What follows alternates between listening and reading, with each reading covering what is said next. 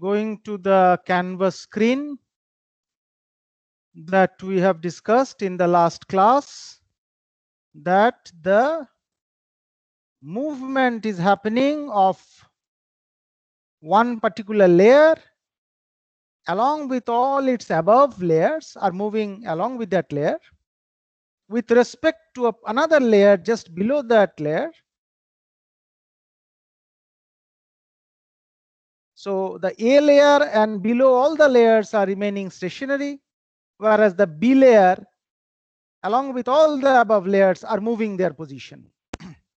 So we have told yesterday, and literally if you arrange a set of balls, put another set of balls on top of them at the grooves and push, or marbles of same size, you will find literally there will be a tendency of movement along the grooves. It will be more difficult to rise a set of balls on top of the bottom layer and then coming down to another groove. If you apply kind of a stress, you will actually find that. Discussed that the left hand side part, we told this is the slip, because ultimately B atom wants to move to B position. So this atom intends to move to this position, but that movement actually happening by sliding through the A groups to C position, and at a higher, when the process continues, it comes back again to B position. So it's a kind of caterpillar motion that we have told you before. Now you think that instead of a single step, it is now happening in 2-step. That is the only difference.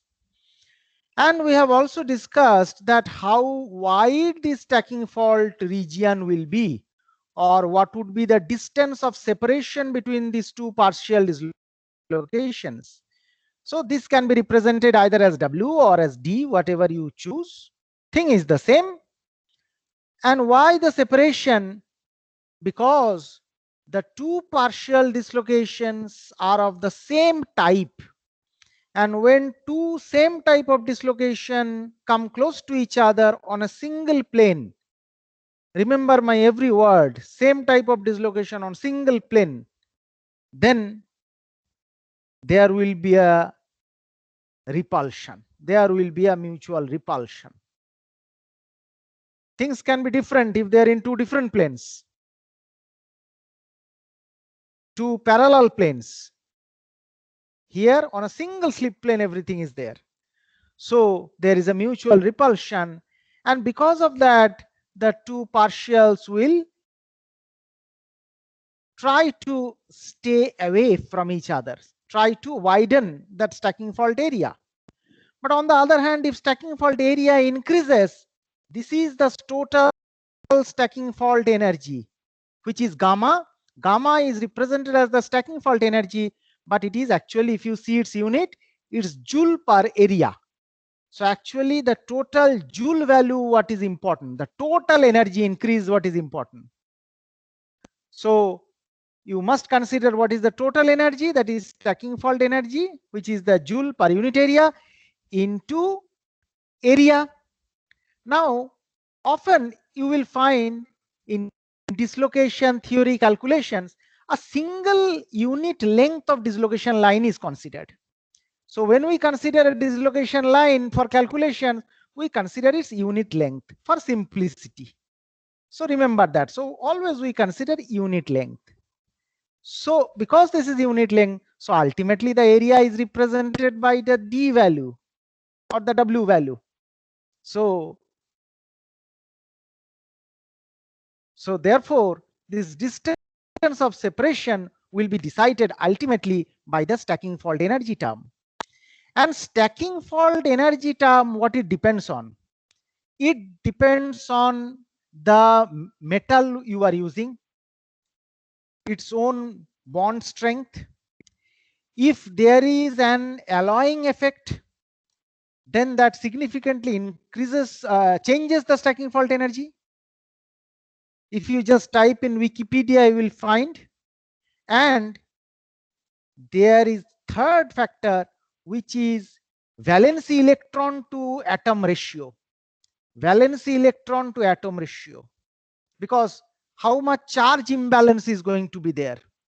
So if you type stacking fault energy in Wikipedia, you will find that it is talking about three factors.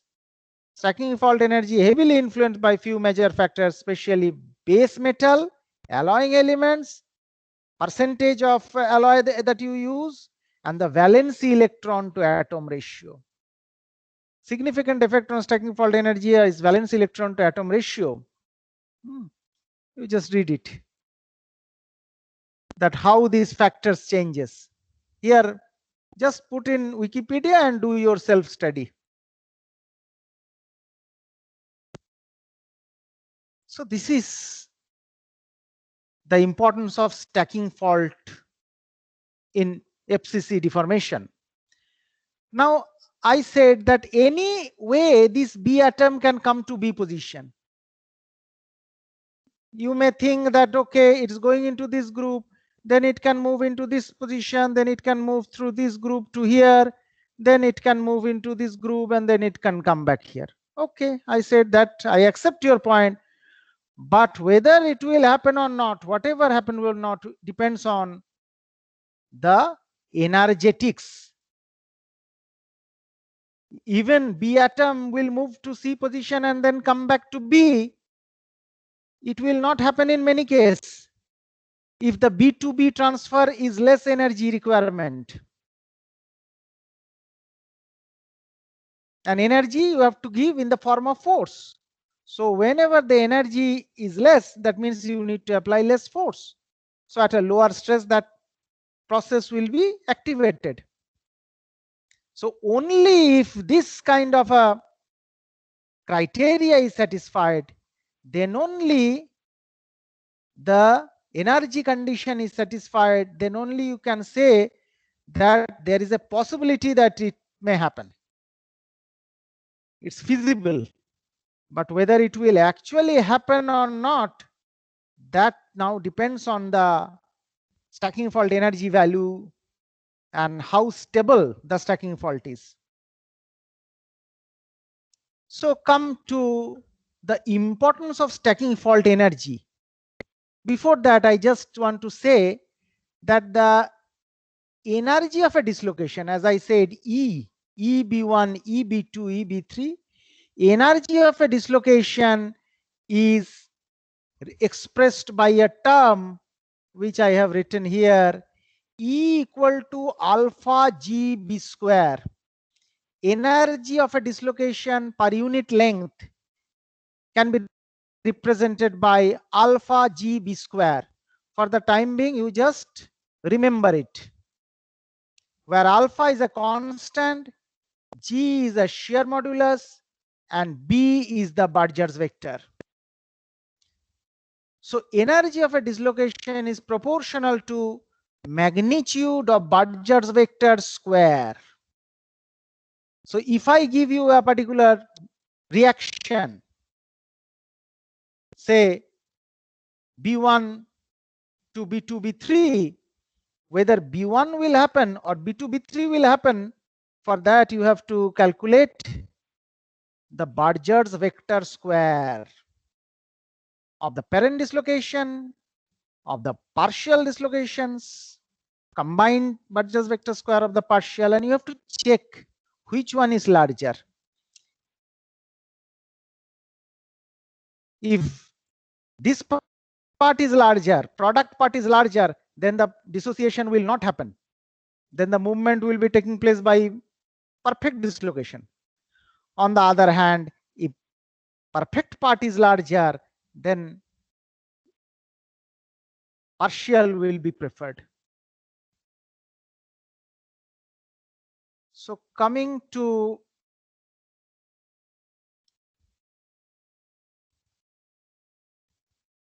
So basically what I said is that the movement is happening like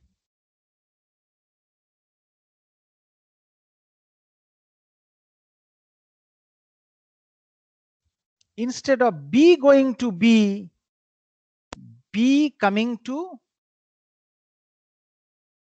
say B to B, B coming to through the groove, it is coming to C position, and then C transferring to B. So this is coming to C position. The bottom A layer I have not drawn here, and then this goes to here. And this process will continue, and you will find the entire B layer has moved by one step.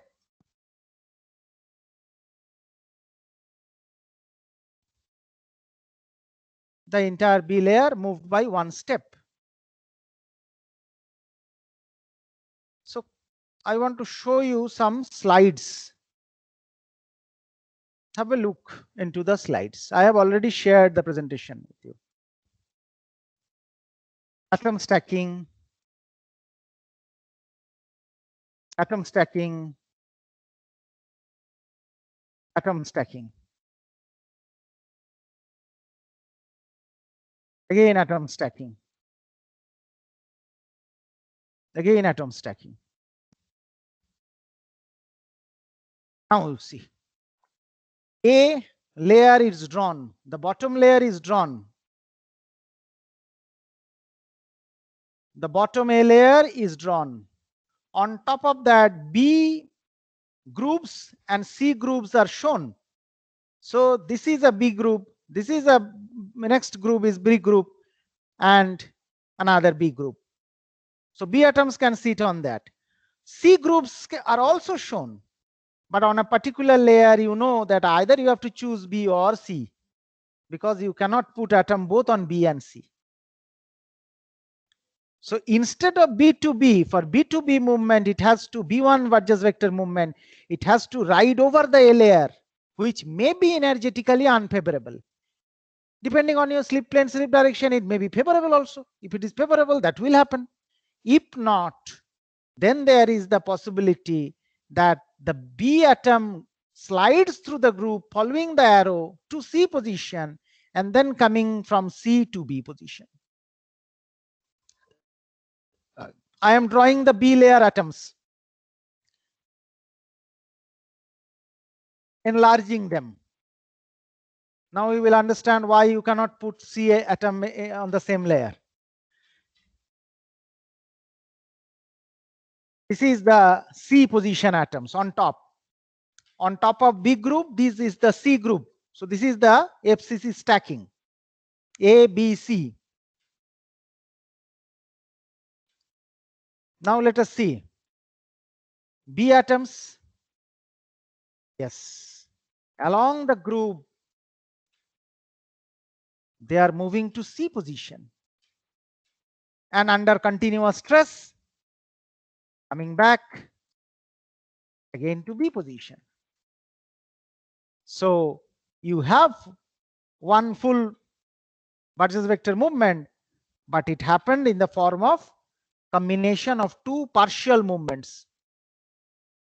Partial because vector sum of B2 and B3 is equal to B1, because your net movement is B1.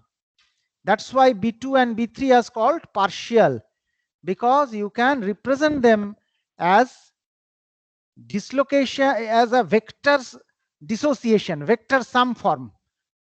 B1 equal to B2, B3. Simple addition will give you B1 if you know B2, B3. Or if you have B1, you can dissociate it into multiple options and check which one is favorable and which one is not. What is the typical form of B1? This is my question.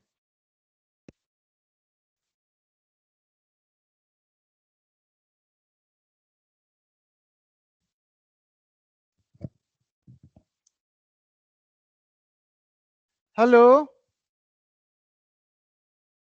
Yes, sir. Tell me what is the form of B1?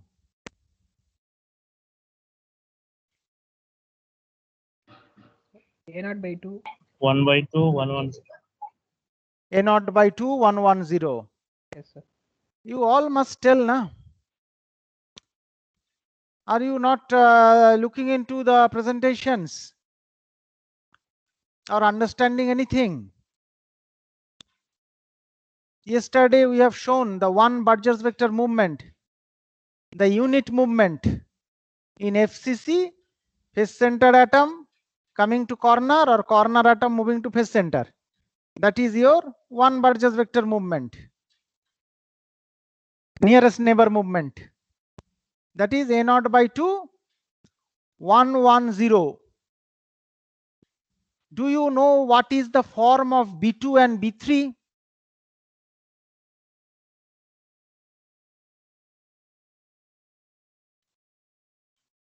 Because that will depend on the geometry, how these atoms are, how these groups are. So basically B2 and B3 are also vectors and partials. Do you know what are their form? A naught by 6, 1 1 2. Just remember that A naught by 6, 1 1 2. This is the partial form in FCC. So if I give you a parent dislocation A naught by 2, 1 1 0, can you tell me one possibility of two partials? This is my question. A naught by 2, 1 1 0 is my particular parent dislocation. What would be the possible partial?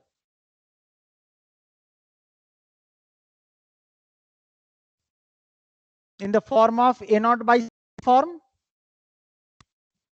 Two partial, you tell me. A naught by 6, 1 1 2. A naught by 6, then you tell. Yes, A naught by 6, 1 1 2 type. You have to tell Sir. me. Yeah, tell. Yes, sir.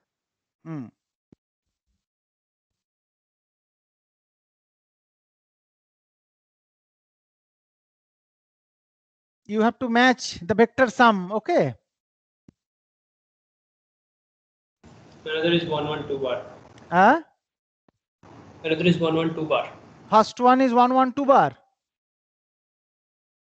There are two partial. You have to say what are the two partial. Sir, A by 6, 1 1 2. Wait, I am writing. A by 6, 1 1 2. Very good. And then you tell. A naught by 3 0 0 2. No. 3 nahi hoga. A naught by 6. Partials are A naught by 6. 2 1 minus 2. Huh? 2 1 minus 2. No. 2 1 minus 2. No. 2 1 2 bar. 2 bar 0. That is okay. 2 1 Sir, 3. A naught by 6, 2 1 Yes. 1 plus A naught by 6, 1 2 bar 1 1. 2.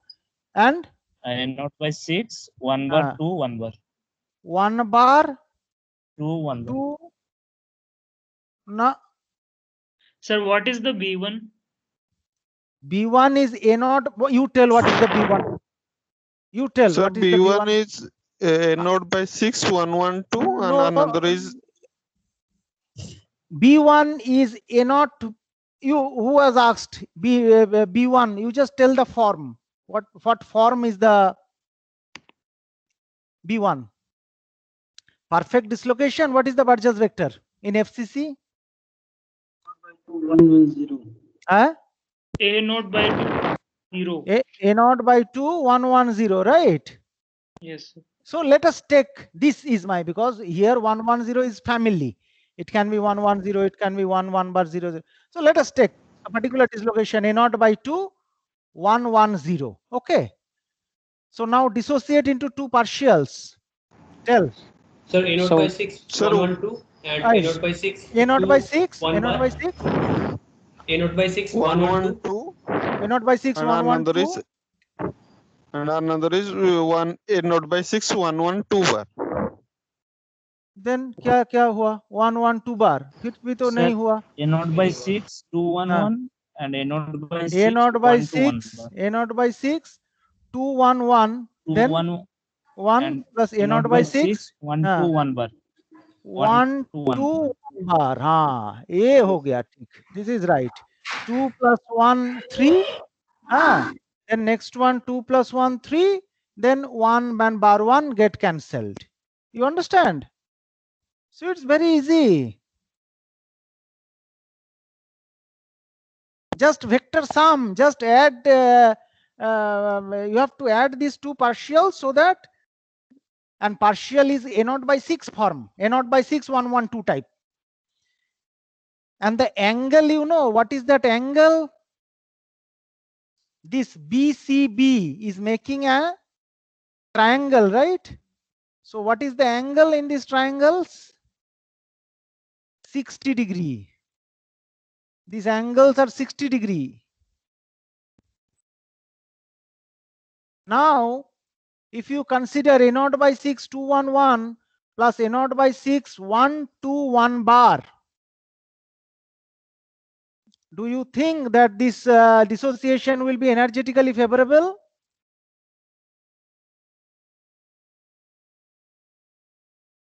Quickly tell me. Parent is A naught by 2 110.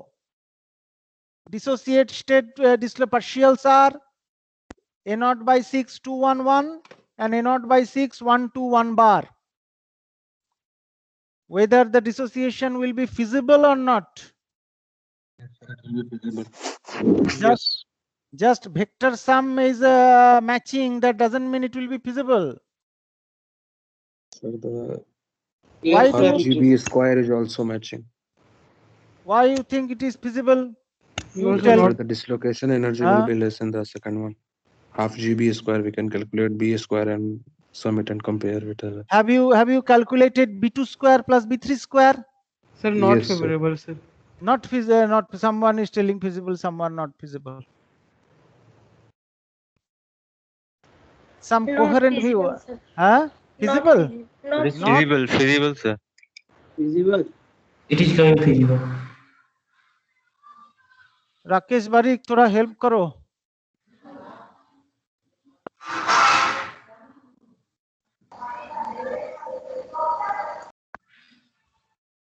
What is B1 square? Half. Feasible, sir. A by root 2. 1 by A square by 2. A square by 2. So A square by 2 से A square by 3 हो जा रहा. Sir, it yes, is sir. A feasible. square by 2 से A square by 3 हो रहा है energy. इस side parent क्या हो रहा है? Square by A square by 2. और product A square by A 3. square by 3. A square A by square 3. by 3. So which one is large? Parent First or one. product? Parent, Parent is large. parent one, sir. Parent. A naught square. Then what will happen? Feasible, sir. Then it will take the product side. Then what will happen? There will be. Yeah, then the movement will happen in the form of partial. Yes, sir. Then Yes. B to B movement will not happen. B to C to B movement will happen like that. In some case, you may Yes. find that both these thing has to match. Means only vector sum is matching will not work. Okay, you also have to check the criteria. Now the question is that you have understood that stacking fault area can be small. This fault can be over one atomic layer only.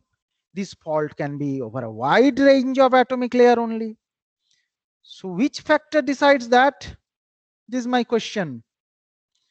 Which factor decides that how wide this fault will be? Stacking fault energy. Very good. So sometime in book this kind of drawing is shown, but often these are deceptive. These drawing are very schematic way of how to say, easy way of trying to make understand, but you should understand the actual concepts. So B1 to B2, B3. Here you see B1, they have selected one dislocation, A0 by 2, 1, 0 bar 1. So products are A0 by 6, 2 bar 1 bar 1 plus A0 by 6, 1, 1, 2 bar. And A1, B2, B3, they are 60-degree angle. If you consider a triangle, the angle will be 60 degree. You can check whether this is feasible or not. But main concept is, you see, unslipped region, B atom is in B position. In the right hand side, I have shown unslipped, B atom, B position.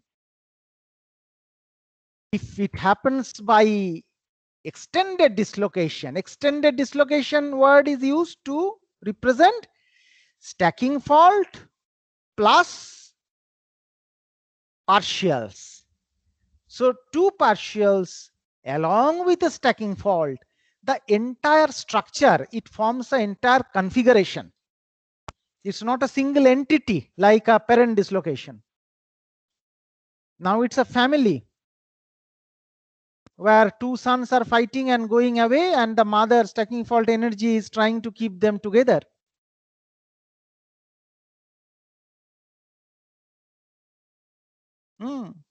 So if it happens in this way, then over the stacking fault region width, you will find configuration is this: A atom in C, B atom C position, and in the slipped region, you see the two movement has taken place. First B has moved to C and C has moved to B. So in the slipped region, we will found that one Burgess vector movement has taken place. In the dissociated part, you will find there will be a stacking fault created because of the partial movement. And in unslipped region, the atoms are in the previous position. Now you see how the perfect and partial would look like. You are asking me now how the perfect dislocation would look like. So I am applying stress from left to right. I am applying stress. Yes. Sir, what the stacking fault width has to do with the partial dislocation from B1 to B2 going to B3? Stacking fault width is how wide this region will be. Stacking fault width decides how wide this region will be. You understand? I have shown this now. So to how much area will be covered under this stacking fault, because you may have something that B is moving into B position in the majority of the slipped part. Only one layer is in stacking fault. That can happen. Suppose only one layer is in stacking fault. But here we are showing multiple layers in stacking fault. So it can be even bigger. So depending on the material stacking fault energy, this width varies. And we are saying so much about the width because there is a reason. There is a very strong reason. We will come to that. Now you see, I am applying stress from left to right. From left to right. So what are these atoms showing? If you see my pointer, what are these atoms showing? Slip region.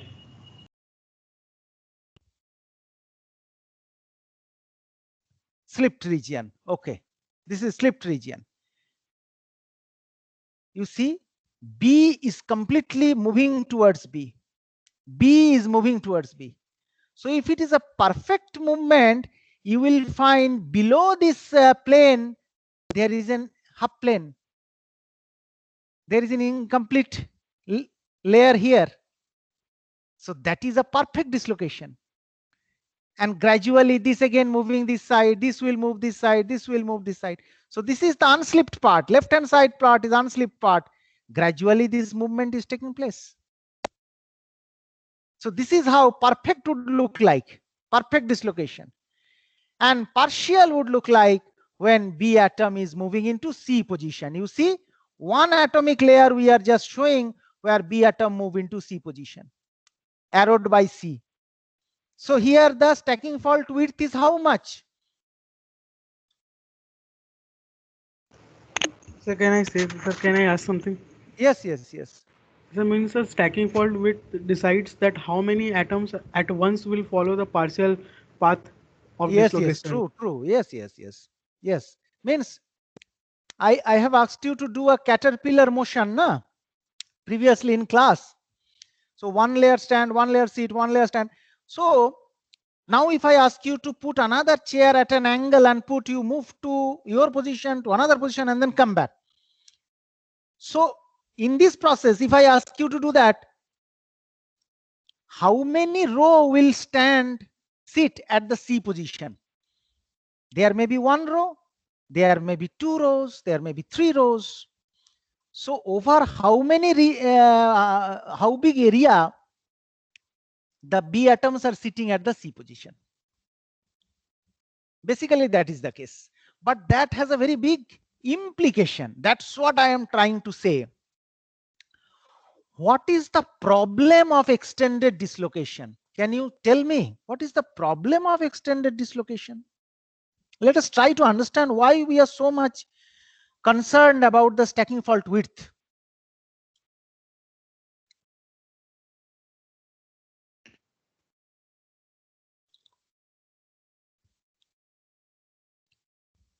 Sir, Yes.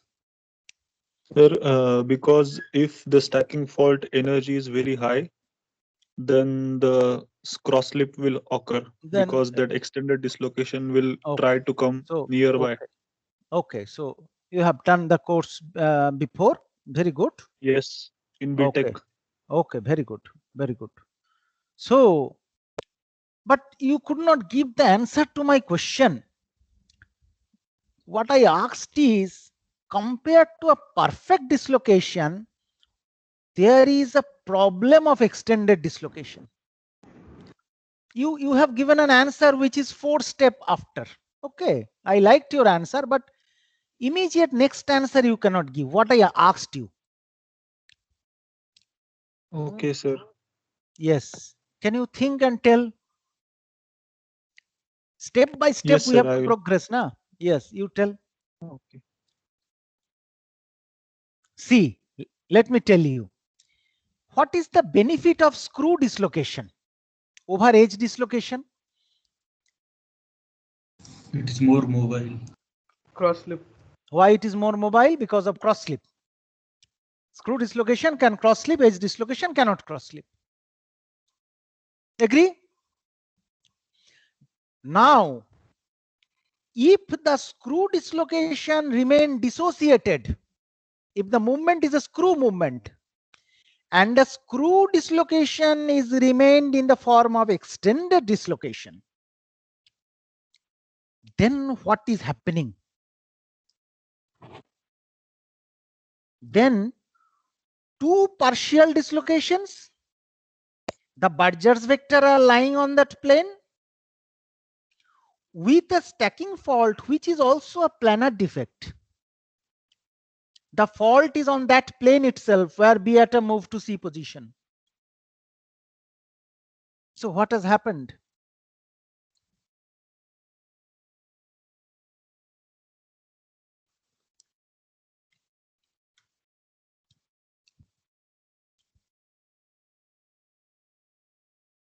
Strain hardening. No. Movement is restricted.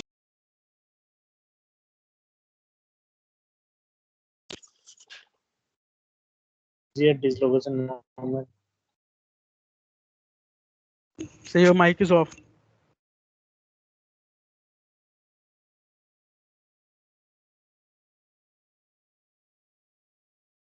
Hello.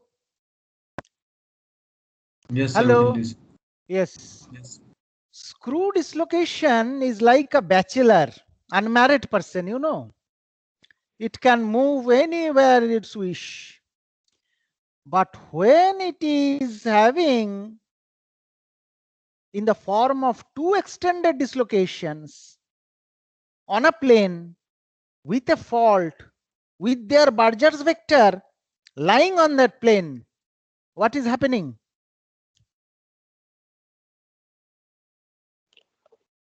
Can move on that particular plane also. Extended screw dislocation, what is the problem? Movement is Sir, restricted, sir. Absolutely. It is tied up in a family now. It cannot leave the family member because together they form a configuration which is a planar configuration. Both the partials lie on a plane. Their Burgers vector lie on that plane. Bas. And the fault also there in between which lies on the plane. So how can now it leaves the plane, any part? It cannot leave the plane. So the ability of cross-slipping of screw dislocation is gone if it remains dissociated into partial dislocations. Now, suppose this extended dislocation is moving on that plane. It can move on that plane. It is moving on that plane. And it has come into a barrier. Some kind of barrier restricts its movement. Suppose a precipitate has come and it is moving in the matrix. It cannot enter inside the precipitate. Then what you have to do? Then you have to apply more pressure. You have to apply more stress. And when you apply more stress, what will happen?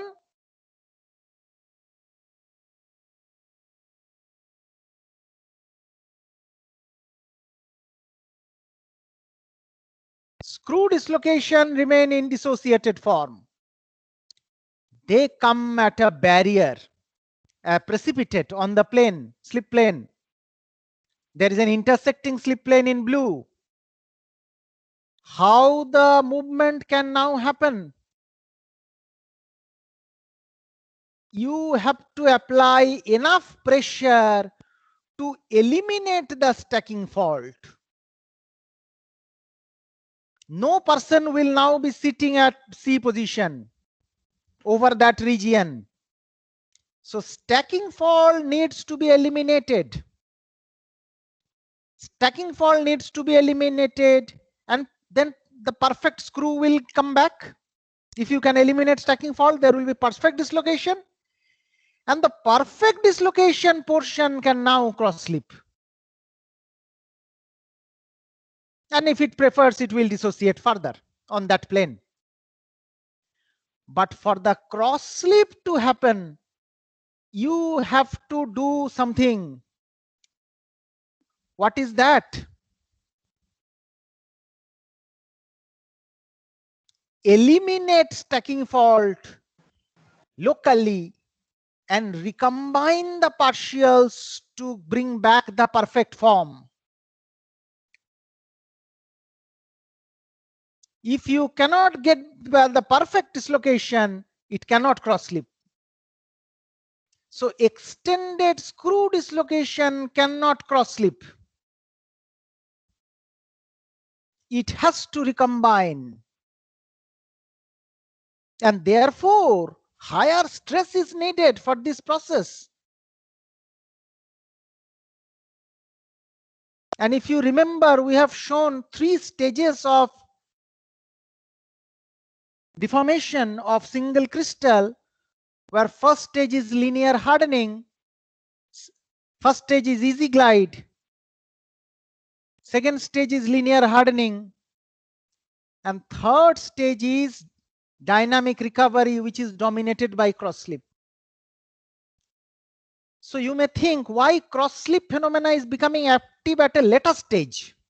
Why it is not picking up from the very beginning? That can be the answer, that the dislocations remain dissociated. And to remove the stacking fault for cross slipping, you have to apply higher stress.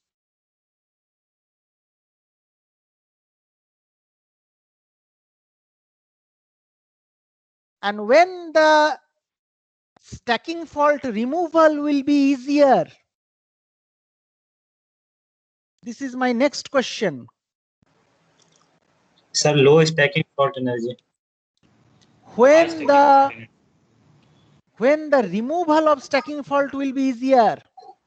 Again, you are not giving the immediate answer I am looking for.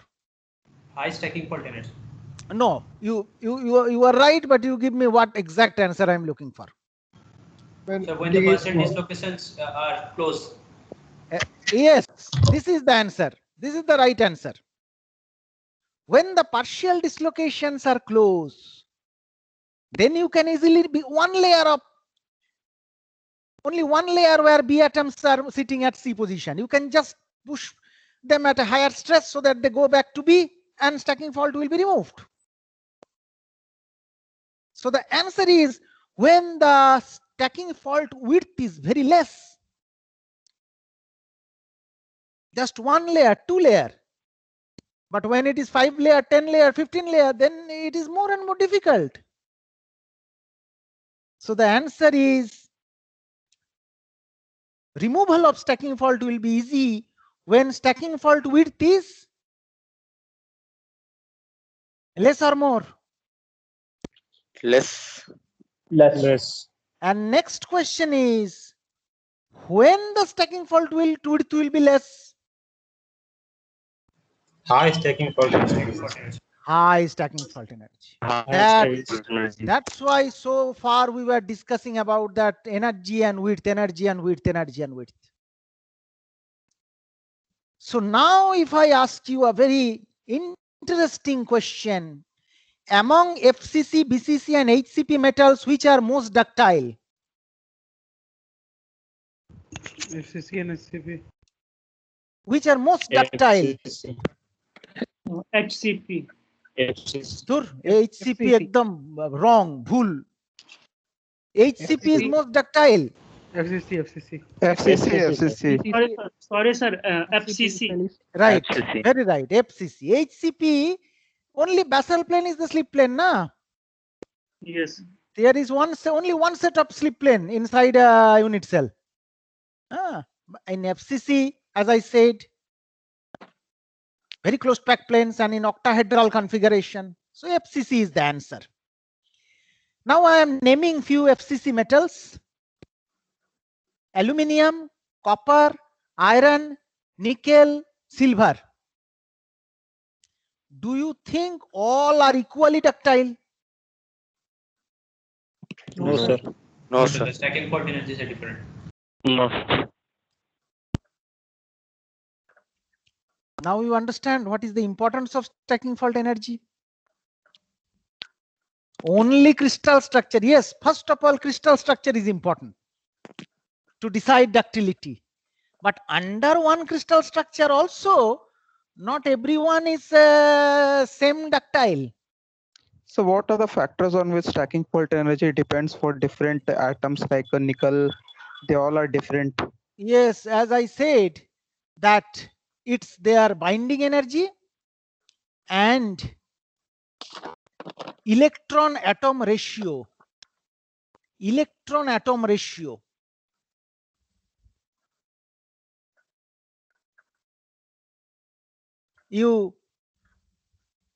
I would request you to do more studies and let us know. This is a very interesting area, and some of these areas we may ask you to give presentations. So now let us come back. You see, perfect remain dissociated into partial, but for the cross slip to occur, this is another slip plane. All are slip plane, but slip plane is not also only parallel. There can be different angles. So from 1 1 1 1 plane, it is moving into 1 1 1 bar plane, which is an intersecting plane. To cross slip, it has to recombine. You have to apply force to recombine, and the recombined part only can cross slip. So this is the importance. Now, in this slide, we are showing what is the exact relation. The spacing between partials is defined by the balance between repulsive forces acting between the partial dislocations and attractive force due to the stacking fault energy gamma. Forces between parallel dislocations in the same glide plane with B2 and B3 at 60 degrees to each other. We will do derivation afterwards. You just remember, for the time being, if one dislocation B2 is there with a Burgers vector B2, how much stress it applies on another dislocation B3? Say, what is the stress field of B2? Because what is happening is B2 has a stress field, and inside the stress field of B2, B3 is lying. So stress field of B2, the stress of B2 can be given by G B2 by 2 pi. This is the stress, G B2 by 2 pi.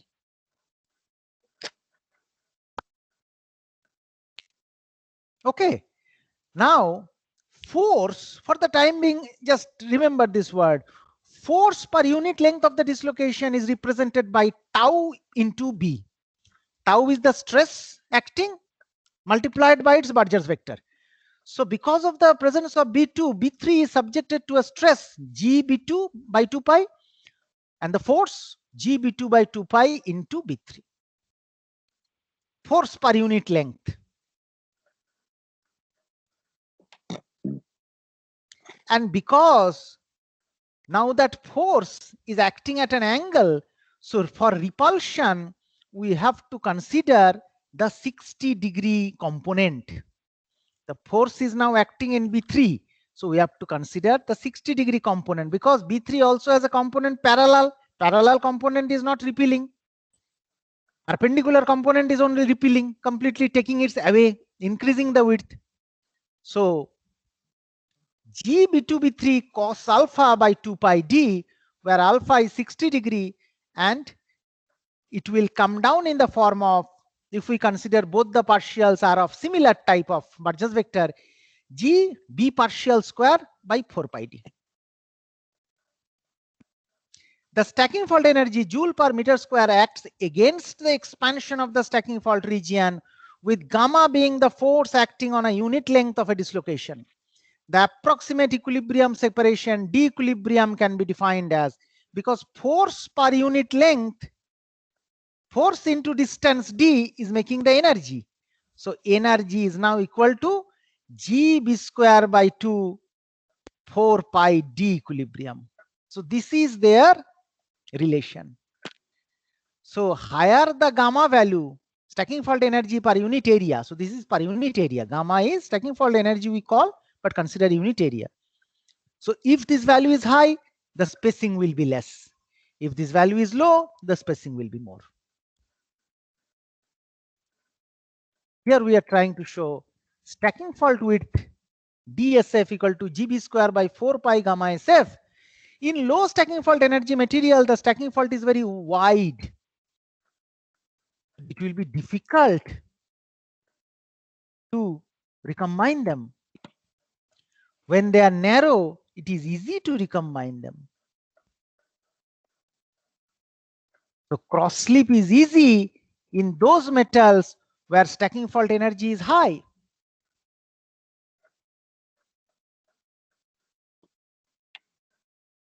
Difficult recombination and cross slip. See the values, typical values. Aluminium 200 megajoule per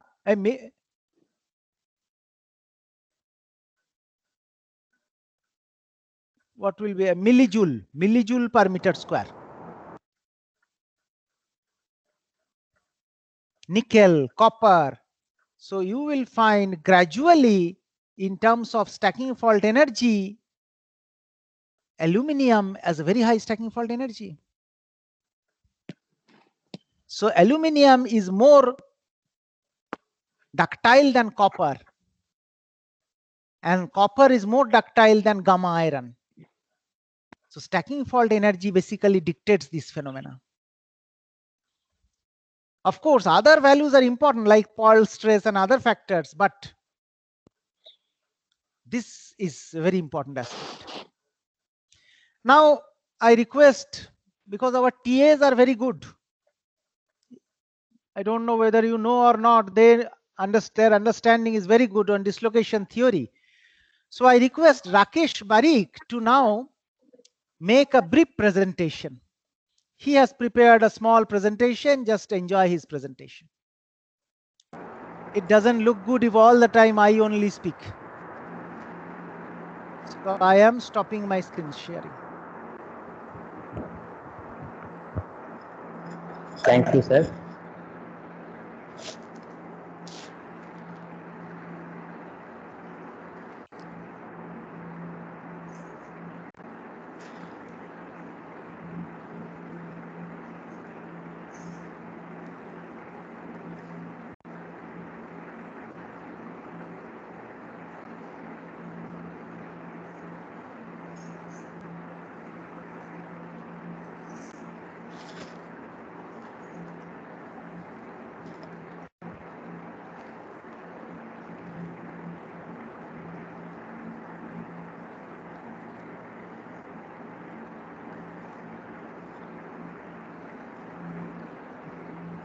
Is my screen visible, sir? Yes. Yes, Yes. visible. Go Yes, on, yes, Rakesh. Yeah. Yes. Okay. Thank you. You know. Yes, just look at those layers. As Professor Devale sir has already discussed about these things. Okay, let me scroll down this. Yeah. So these are the different layered structure of 111 planes. As you can see, the red color plane is your A layer atoms, then followed by green and blue. So like this, this is the regular stacking sequence in a perfect FCC crystal. Okay, now just remember this direction, like this is your 1 bar 1 0 direction, and this one is your 1 bar 2 1 direction. Okay, yes. So this is how your dislocation looks like in an FCC crystal. Okay, when we insert a perfect dislocation, just remember that the perfect dislocation is like a wavy structure, and this is because of the arrangement of atoms. Since this is your 110 direction, the horizontal direction is the 110 direction, and that is the your close pack direction, right? So along that direction, if you look at look along that, this is your dislocation line. Okay, so it will look like as if there are two layers of atoms, but this is actually a single dislocation. This is a perfect dislocation. Okay, so that's why you will always find that there are two layers of atoms. Okay, don't get confused. Actually, these are two different layers only. So like for example, if you look at this top view, so the mesh has been constructed here. Okay, just mark the red colored atoms. As you can see here, the red color atoms are nothing but a single layer, and here is your dislocation line. This is like this, then this, then this, then this. This one is a single dislocation actually. So when it will move, okay, it has to if there is a perfect movement like along the 110 direction, this atom will move to this position. Rakesh, again, this problem is happening. Huh? I am also now getting confused like the students. I understand the problem. Okay, so you actually, try to, there is a, I think it is lagging. Yeah, laser pointer is lagging. Yes. Now I understand actually what is going on. Yes. Yes, yes, yes. Yes, yes. So Okay. this नहीं करो, थोड़ा drawing करके दिखा दो. हाँ. Okay, okay. Circle Okay. वर्कल.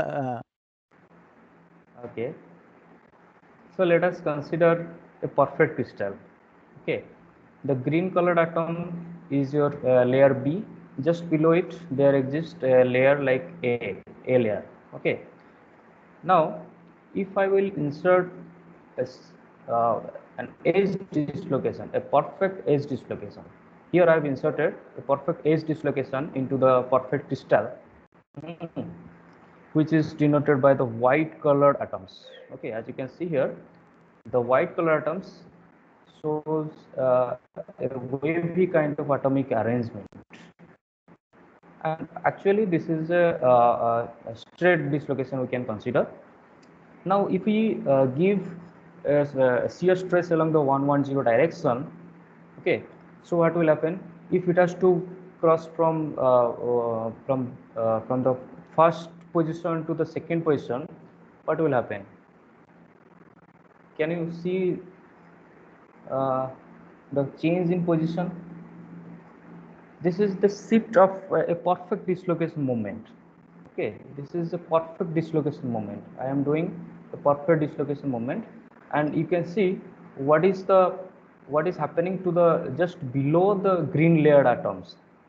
On the right hand side, I have drawn the red color atom layer, so you can see how is the change occurring while it is changing its position. So this is how your perfect dislocation will move along the 110 direction. Now, what will happen when a perfect dislocation will dissociate? Because in FCC, in most of the FCC crystals, you will find that the perfect dislocation is mostly unstable. It will always dissociate into partial dislocations actually. So this is how your partial dislocation will look like. Okay, here you can see on this front view, if you look at the atomic arrangements, there are two dislocations lying here. The one that is because I have shown that the same perfect dislocation contains actually two layered atomic layers, right? So one layer will detach and that will form two partials. Okay, for example, the dislocation line that is represented by a dark line, you can see here, that is one layer. Okay, and the second dislocation layer is this one, the fainted line that is presented here. Okay, and those two partial, these are nothing but your partial dislocations which are separated by a distance of d spacing. This is your stacking fault region. Okay, and the right hand side image shows the top view, how it looks when you look from the top, because we have already discussed that the atomic layers have to shift from position from the red position to the just adjacent C position or the green colored position. Just imagine that the green colored position is the C atomic position and the B colored atom is the the red colored atom is nothing but your let us see B position. Okay, so it has to move from B to C, so it will form a B1 Borges vector partial dislocation. Okay, so there is a shift in the in the atomic movement, you can see. So as a result, you will get a distorted kind of structure just between these two partial dislocations, and this is how your atomic arrangement is actually will actually look. Okay, here you can see. Okay, yes, actually if you have this complete structure is known as your extended dislocation, which contains both the partial dislocations along with the stacking fault region. Okay, now the B2 vector, the dislocation that is represented by your B2 Borges vector is known as the leading partial dislocation, and the other one, the other B1 dislocation or partial dislocation is known as your trailing partial dislocation. Now these two nomenclatures are based on which direction the extended dislocation as a whole is actually moving. It depends on the application of stress, on which direction you are applying the stress. Suppose you are applying the stress from the left side to the right side, okay, so the B2 partial dislocation will be called as your leading partial dislocation, while B1 partial dislocation will be called as your trailing partial dislocation, and vice versa. Here the students, you please don't get confused, because our nomenclature can be different. Here Rakesh is considering perfect as B Burgess vector, and the partials are B1, B2. Whereas in my presentation, I was writing perfect as B1 and partials are B2, B3. So you please be flexible and understand these minute differences and don't get confused. Yes, continue please, Rakesh. Yes, the vectorial representation here I have also shown. Rakesh sir. Yes. Sir, why the two partial dislocations B1 and B2 are too far away? Yes, actually it will depend. It will depend on your stacking fault energy. It will vary from material to material. Okay, how far they will be separated. Okay, it depends on the stability of the region. The stacking fault region, the stability of that region will decide how far both the dislocations will lie. Okay, that can be very close, that can be very wide. Okay. So it means one atom is getting shifted from the left side to by the vector direction B1, and in between no atoms are moving, and directly on the right side one atom is moving by the vector B2 direction. No. The vector movement is taking place on two different atoms to complete the dislocation. Sir, I think this is actually the formation. Okay, this is only the formation of the partial dislocations by the dissociation of perfect dislocation. Okay, we have not moved the dislocation actually. You will actually see. I will show one video. I think that will clarify your doubt actually. Okay.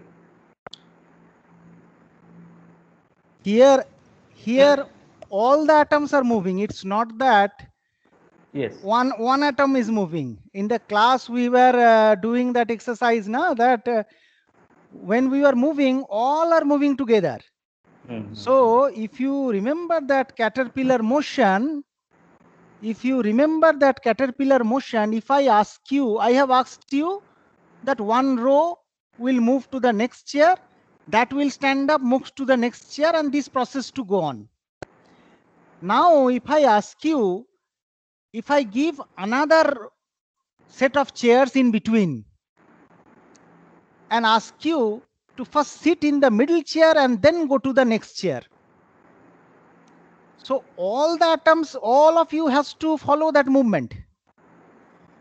But the question is that how many of you, if I stop you in between, how many of you will be caught sitting in the middle position chairs?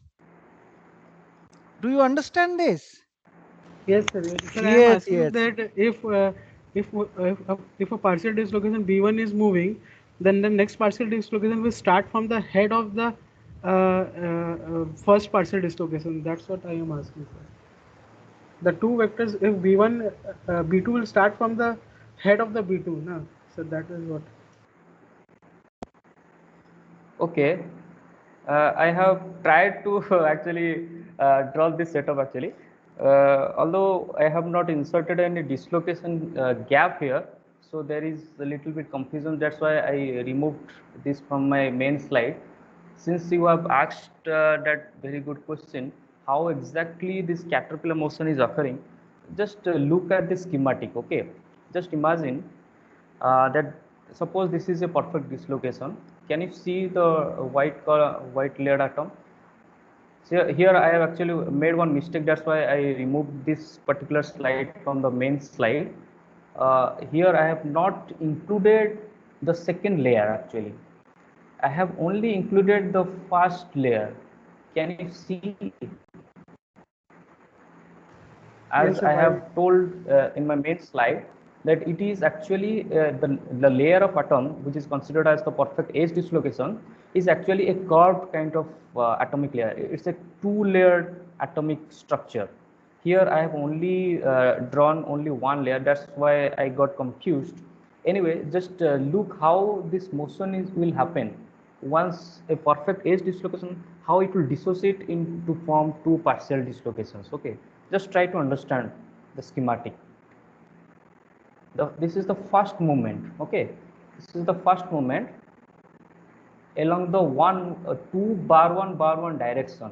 This particular white layered atom layer is actually shifting. Okay, now once it shifts, it will try to give some repulsive force to the nearest neighbor atoms. So again, the next layer of atom will again shift. Okay, this is what I did one mistake here. Anyway, just look at the sequence. Okay, how your two partial dislocations will be formed from the dissociation. Okay. Can you visualize the atomic arrangement? Yes. This is your again if you look at this red colored layer of atoms, this is your stacking fault region. I have denoted here. Okay. And the width of this stacking fault region will actually vary. It will depend on the material itself. It's a material property. Okay. It will depend on the composition. Okay. So this is how a perfect dislocation will actually dissociate. I will again draw it after correction, and I will send that slide also. Okay, that will make you more clear. So once your dissociated structure is actually formed, let us see how under the application of stress your extended dislocation will actually move. This particular slide that you see here is actually we have done a simulation by taking copper atoms, pure copper. Okay, pure copper is in FCC structure at 0 temperature, 0 Kelvin temperature. Okay, now what I have done, I have simply put a perfect dislocation. Okay, and I have given an energy minimization process. Energy minimization process will actually do what? It will change the arrangement of atoms based on the lowest possible energy state. So what it does, if you keep a perfect dislocation into an FCC crystal, it will automatically dissociate to partial dislocations, as you can see here. I have done nothing. The first picture, as you see, this is an extended dislocation. Actually, these are two partial dislocations. One is trailing partial, one is leading partial that I have shown here. I have not done anything to this. I have simply put a perfect dislocation and just given an energy minimization process. It has automatically dissociated, and that's because of its stacking fault energy only. And the width that you see here is also decided by the stacking fault energy. Here I have used copper as my atoms, so your stacking fault width will be like this. Okay, and the color coding here is actually based on your coordination number that will actually decide whether it will be FCC or SCP. So you can see here that the faulted region is your SCP structure, while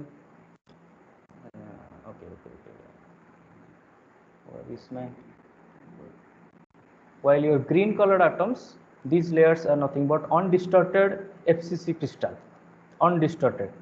Okay, now let us apply shear stress along the horizontal direction. If I will apply a shear stress on this 111 plane, this is 111 plane, and the plane of observation is your 111 plane. Okay, now if I apply shear stress along the 1 bar 10 direction, which is horizontal direction from left to right, as I have shown here by using the arrow mark. So what will happen? Let us see.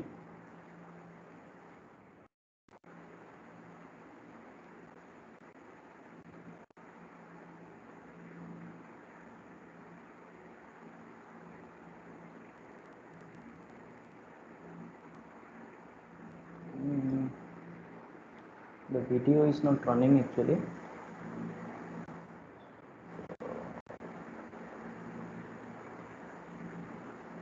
Can you see the video?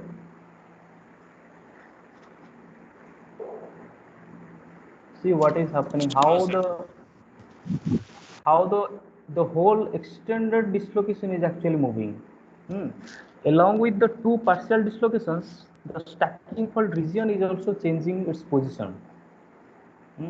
And as the faulted part shifts towards the right side, the unfaulted part recovers its structure.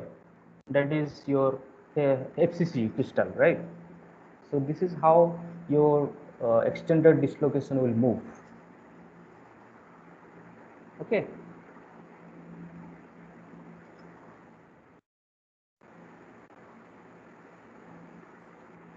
Okay. That's Rakesh, it. can you try to show it again, because Yeah, it has not come. Okay.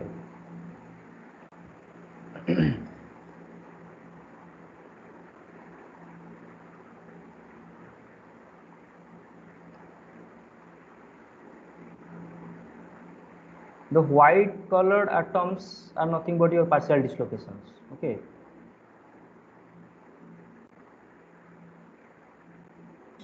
Sir, here the role of constriction is not explained. What? So the role of constrictions, sir, the extended dislocation join at one point to form the perfect. No. Sir, This is just a simple block. Okay. Just imagine that along the y direction, along the vertical direction, it is infinity. Okay.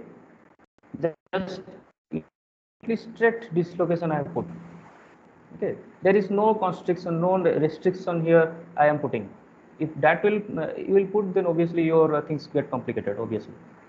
There your reactions will come, dislocation reactions will come into play. Okay.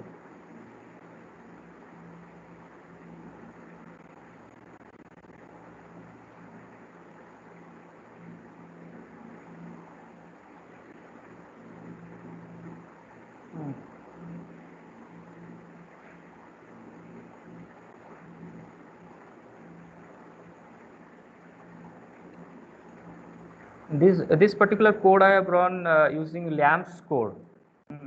Some of you might have heard about this. And this software, the visualization software is Ovito. OVITO.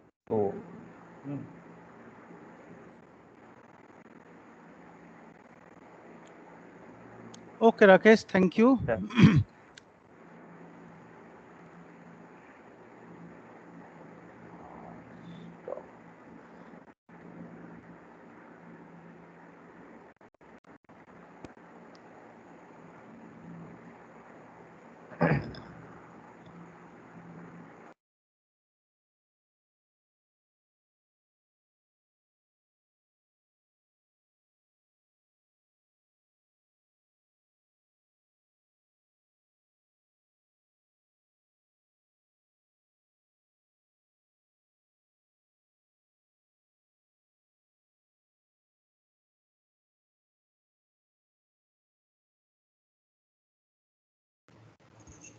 Sir, your mic is off, sir.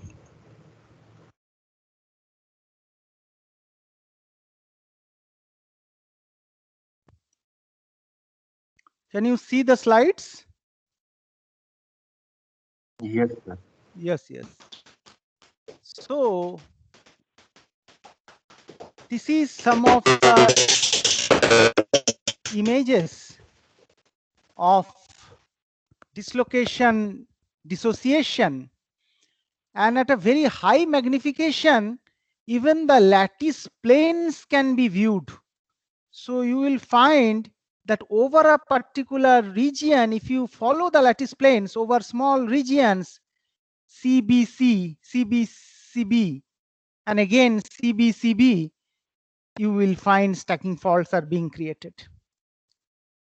So here the red atoms, these are all molecular dynamic simulation and transmission electron microscopy images. So the images that you are seeing are transmission electron microscopy images, and the simulated, these colored atoms are molecular dynamic simulations, where you will find when one layer is on top of another layer, you will find this kind of arrangement. Don't think it will be a very perfect arrangement. As Mr. Rakesh Barik was showing, simulation is giving very perfect, but actually you will find, yes, some of the atoms here and there would be in a misfit position, but this band is the stacking fault bands. So in this way, the stacking faults are arranged. If you see each point is representing an atom, high resolution TEM image. And if you look carefully, you can see the way the lattice planes, if you follow, there is something mismatch is taking place over a particular region. So that is actually your stacking fault region. And in transmission electron microscopy, as you see that when there is a stacking fault, the atom sequence change. So those regions start diffracting atoms. You see those regions as bands. So literally those can be seen. And today I have shared with you some images, a video, very old video, where the movement of stacking fault and dislocations are shown. But ultimately, the important thing is these extended dislocations need to be removed and converted to a perfect dislocation for the cross slip to take place. If they remain in extended fashion, cross slip will not take place. And that depends on the stacking fault width. And the stacking fault width is inversely proportional to the stacking fault energy. So when the energy is high, width is small, and the thing happen, cross slip happen.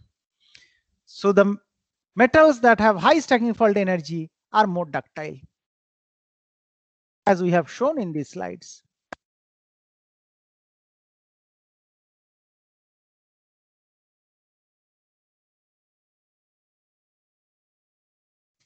Some of the definition in book, sometime you will find different definition. There are two kinds of partials. The partials we have mentioned so far are called Shockley partials. Depending on the scientists who have explained them, either viewed them or explained them, based on their name, these are named. One is Shockley partial, and another is Frank partial. I will try to explain quickly what is Frank partial before I end the lecture today. There is unit dislocation. Unit dislocation means perfect dislocation of unit magnitude. A0 by 2110 in FCC, A0 by 2111 in BCC. So this is unit perfect dislocation. There is a term called glissile dislocation. Glissile means the dislocation that can move by glide or slip. And there is something called sessile dislocation, the dislocation that is immobile. Something can happen. Sometimes two dislocations can react. Suppose two dislocations coming from two different planes. Two dislocations on two different planes. When they come together, they form some kind of configuration, which is again dislocation. Dislocation means atoms are not in their scheduled position. So form some kind of configuration which cannot move on either of those slip planes. Maybe it can be forced on another plane which is not a slip plane. So that creates a barrier. By the dislocation reaction, when two dislocations meet, this kind of barriers can form. Even one dislocation coming down from one slip plane intersects another dislocation on another slip plane, intersecting slip plane, the dislocation that is coming down, that can cut and produce a step in the lying dislocation. And that step is called jog or kink. And sometimes certain type of jog, for example, if edge type jog forms on screw dislocation, again it restricts the cross slip of screw dislocation. Similarly, this kind of dislocation barriers form where we are trying to show one dislocation is coming down from one set of one plane, 1, 1, 1 plane, another intersecting plane bar 1, 1, 1, on which another dislocation is coming. And when they are meeting at the intersecting line, they are reacting and producing another dislocation which doesn't lie on either of those planes, because one plane is 1, 1, 1, another plane is bar 1, 1, 1. A by 2, 1 bar 1, 0 is coming down, which is lying on the 1, 1, 1 plane. A naught by 2, 1, 0, 1 is moving this side, which is lying on bar 1, 1, 0 plane, but producing a dislocation that neither lie on this plane, neither lie on this plane. Its Burgers vector doesn't lie on this plane. So if its Burgers vector doesn't lie on this plane, it has to move in some other plane. Suppose its Burgers vector lie on 1, 0, 0 plane, 0, 1, 1 direction lie on 1, 0, 0 plane, but 1, 0, 0 is not the slip plane. So you have to apply higher stress to move that dislocation. So inside a material where a lot of dislocations are present, sometimes what happens, your leading dislocation can be dissociated into partials. Your perfect dislocation can be dissociated into partials, and at the intersection, those leading partials, they react and form a new dislocation. So that is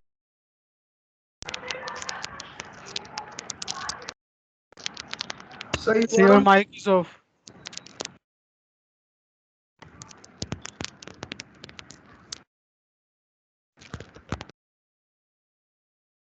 our today's take-home message is when there is material deforming, you see molecular dynamics simulation showing how the dislocation network look like in a deformed metal. So what happens is, by this kind of dislocation cutting each other, intersecting with each other, and producing locks. Locks means some reaction, dislocation reaction which is feasible, producing some barrier which restricts the movement of further dislocations. Some locks are so strong that you need very, very high stress to apply to move the dislocations, to dissolve those locks and move the dislocation. So all these aspects contribute to one thing. What is that? All these strain hardening. Absolutely right. Absolutely right. So these lead to strain hardening. In a deformed metal, if you see dislocations, I have requested the TAs to give some of the PDF articles to you, share. You just have a look that what are the different configurations they form. Basically nothing, but atoms are not in their scheduled position. So how to overcome this Lombard-Cottrell, this barrier? You can overcome. Everything can be overcome. What you have to do? You only tell? Raise temperature. Raise temperature is one thing. High stress, high stress. Maybe you need more than 2 GPa stress to break the Lombard-Cottrell barrier. different barrier has different stress level to break. But before you reach 2 GPa, what will happen? The material will fail. So some of the barriers you may not be able to overcome. Some of the barriers you may be able to overcome. Suppose you need a stress of 500 MPa, 700 MPa to overcome. That is possible. That may happen. But all those barriers, what they are doing is, if you see the critical resolved shear stress values, these are basically much lower than actual UTS values the material takes, ultimate tensile strength. Because we talked about geometrically necessary dislocations, and we talked about locks, formation of locks, which restrict the motion of dislocation, and that leads to strain hardening. Okay, I end here. We are forced to move slowly. So I have one request, and that is, I will not ask you to attend extra class, but I have to make progress. So I have decided one thing, because I am also concerned that I have to finish my part, which is quite large, and the semester is squeezed. So what I will do is, there is a need for understanding of stress tensor, strain tensor, stress strain relationship, and that is very useful. That will be very useful for all of you for understanding of mechanics aspects between stress strain. And if we know that aspect, then only we will be able to derive the expression that we have shown today, that energy of a dislocation is alpha GB square. And interaction between dislocations, whether two dislocation attract or repel, or what force do they apply. To understand that, we have to understand what are the stress components, what are the strain components. So what I have decided is, tomorrow or Monday, with the help of the TAs, I will run a lecture without disturbing you, and that video lecture will be uploaded in the Teams. At your convenience, before the next class, you please have a look at the lecture. Whenever you find a convenient time, I can understand that you are going through a busy schedule. In between, whenever you find time, you just go through that lecture. Because in live lecture, it may not be possible for everything to cover. That's why I have asked you to do the assignment on tensile testing aspects. That we also need to discuss the answers. And you just listen to this lecture and let me know whatever aspects you find difficult to understand. I will have one class to explain these aspects and to quickly show the slides. Is it okay? Okay, sir. Thank you. Okay, sir. Okay. Thank you. Thank you, Take sir. care. Bye. Thank you, sir. Okay. Bye.